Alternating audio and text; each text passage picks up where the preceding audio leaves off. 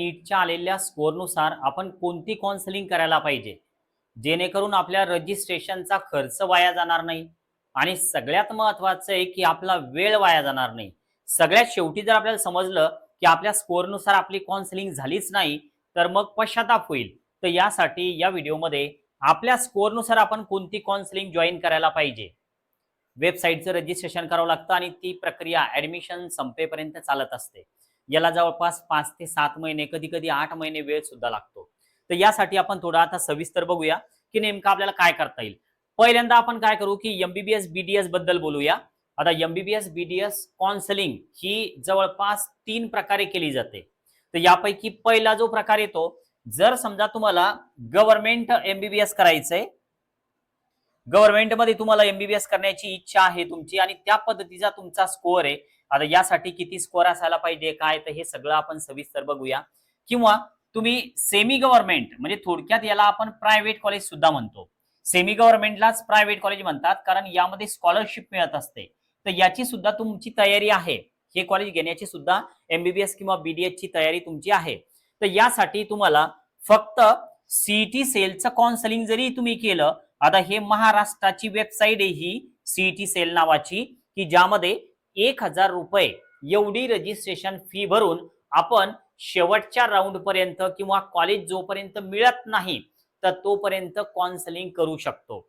तर त्यामुळं आपण हे लक्षात ठेवायचं की आपल्याला जर गव्हर्नमेंट किंवा सेमी गव्हर्नमेंट एमबीबीएस किंवा बीडीएस करायचंय तर आपल्याला सीईटी सेलचं काउन्सिलिंग महाराष्ट्र स्टेटचं करणं गरजेचं आहे। आता स्कोअर किती असायला पाहिजे, मग आपण ही जॉईन करायची का, तर याचा विचार आपण पुढे करूया।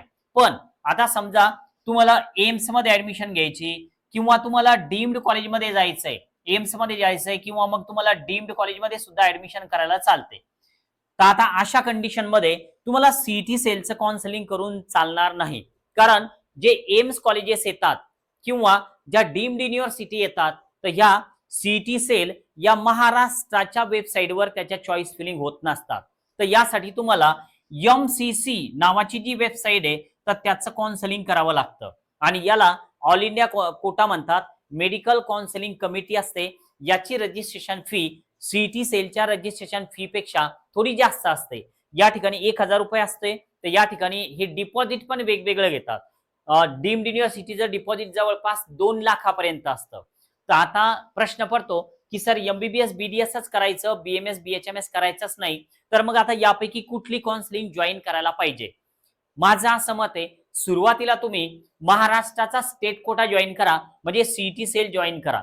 याचा विचार जो आहे तर तो ऑल इंडिया रँक बघून नंतर विचार करा। यामधून सुद्धा गव्हर्नमेंट एमबीबीएस कॉलेज टाकता येतात, पण एमसीसी वर गव्हर्नमेंट एमबीबीएस बीडीएसच्या 15% सीट्स असतात, तर त्यामुळे इकडं कॉम्पिटिशन गव्हर्नमेंट एमबीबीएस साठी खूप हाय असते।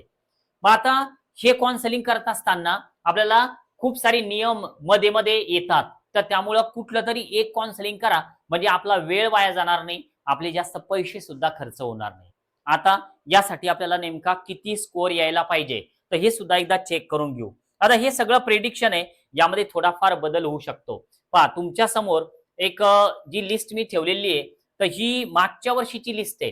तर यामध्ये आता जर समजा तुम्ही एसटी मध्ये असाल तर तुमचा जो स्कोअर आहे, एक मिनिट याला थोडं क्लिअर करून घेतोय मी, म्हणजे आपल्याला ह्या सगळ्या गोष्टी क्लिअर होतील की नेमकं आपल्याला कुठं काय करता येईल। ओके, हे थोडं साईडला घेऊया आपण, म्हणजे आपल्याला तो जो चार्ट आहे तर तो व्यवस्थित दिसेल। पहा आता हे तुमच्या समोर दिसतंय तुम्हाला। तुम्ही जर एसटी मध्ये असाल तर 338 म्हणजे 340 प्लस जर असेल तुमचा स्कोअर तर एमबीबीएस बीडीएस एमबीबीएस तुम्ही ट्राय करायला पाहिजे, कारण हे सगळं एमबीबीएस चे कट ऑफ आहे, तुम्हाला हे स्क्रीनवर दिसतायत। या पद्धतीनं तुमचा जर स्कोअर येत असेल, कारण पेपर खूप टफ होता, तुम्हाला पण माहिती आहे, बऱ्याच कमेंट आहे, त्या कमेंट रीड करा, तुमची सुद्धा एखादी कमेंट त्यामध्ये असू द्या की तुमचा स्कोअर नेमका किती येतोय। या पद्धतीने जर तुमचा स्कोअर येत असेल, पुढे जर असा रँक तुमचा आला तर तुम्हाला एमबीबीएस प्रायव्हेट, हे वरचं गव्हर्नमेंटचं आहे आणि हे खालचं जे आहे तर हे प्रायव्हेटचं आहे, तर तुम्हाला चान्सेस बनू शकतात की तुम्हाला कॉलेज मिळेल।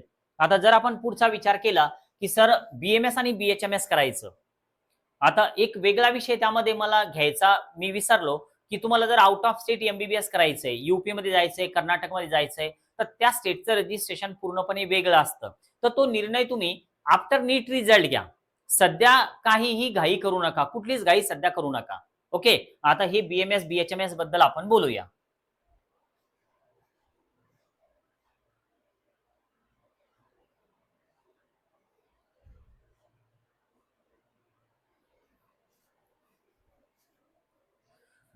आता समजा आपल्याला गव्हर्नमेंट कॉलेजमध्ये BMS करायचंय किंवा प्रायव्हेट कॉलेजमध्ये म्हणजे सेमी गव्हर्नमेंट की ज्यामध्ये स्कॉलरशिप मिळते, तर अशा कॉलेजमध्ये आपल्याला BMS किंवा BHMS करायचं.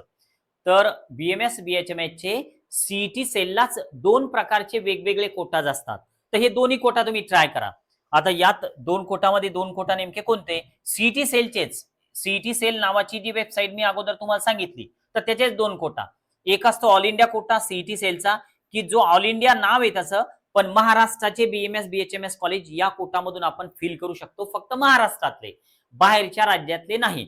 तर त्यामुळं तुम्हाला BMS BHMS करायचं तर एक ऑल इंडिया कोटा तुम्ही लक्षात ठेवा आणि सोबतच एक CET सेलचा स्टेट कोटा सुद्धा असतो. आणि यामध्ये जर काही कन्फ्युजन होत असेल तर तुम्ही कॉल असा एक मेसेज करा. तुम्हाला आमच्या अकॅडमीकडनं एक नंबर दिला जाईल, त्या नंबरवर तुम्ही सविस्तर चर्चा करून घ्या. नंतर लागलं तर तुम्ही आम्हाला जॉईन होऊ शकता. आमचे खूप लिमिटेड मेंबर असतात आणि एकदा संपले की परत आम्ही ते जॉईन करून घेत नाही. आमचं टीम वर्क आहे सगळं.